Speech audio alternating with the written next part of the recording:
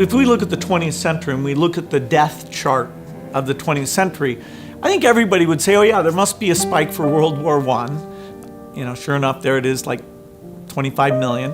And there must be a big spike for World War II, and there it is, it's like 65 million. But then you'll see this other spike that is as large as World War II right after World War I. And most people, a lot of people would say, well, what? What was that?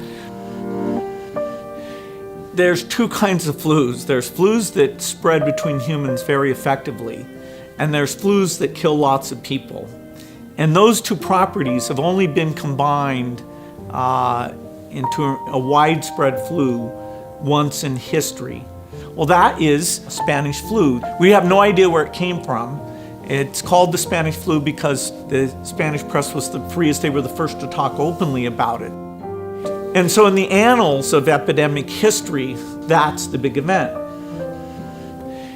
I funded a disease modeling group that uses computer simulation, and that work has been phenomenal in helping us target our polio eradication resources and which parts of Nigeria should we work harder on. And it's very natural, if you have a group like that, to say, hey, look at something like the Spanish flu in the modern day. Health systems are far better. And so you think, hey, that wouldn't be very bad. Well, we tried it, and there are some assumptions we had to make.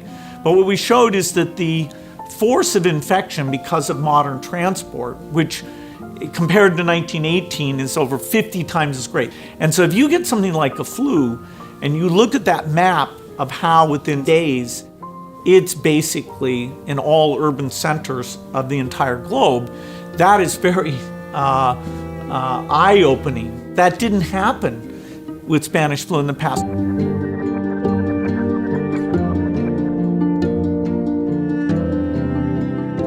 The opportunity to do more than just let it run its course is really only in the last decade. Basically, when you talk about drugs, you can talk about small molecules or talk about these complex biological protein-like things, of which there's a subclass called antibodies.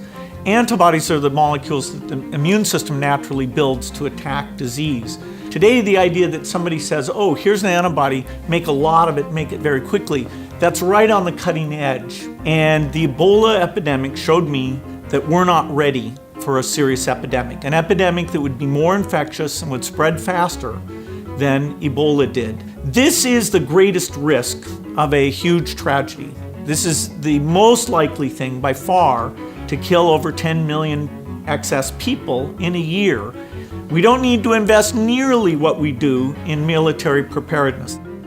This is something where less than $1 billion a year on R&D, medical surveillance, standby personnel, cross-training the military so they can play a role in terms of all the logistics here. This can be done, and we may not get many more warnings like this one to say, okay, it's a pretty modest investment to avoid something that really, in terms of the human condition, would be a gigantic setback.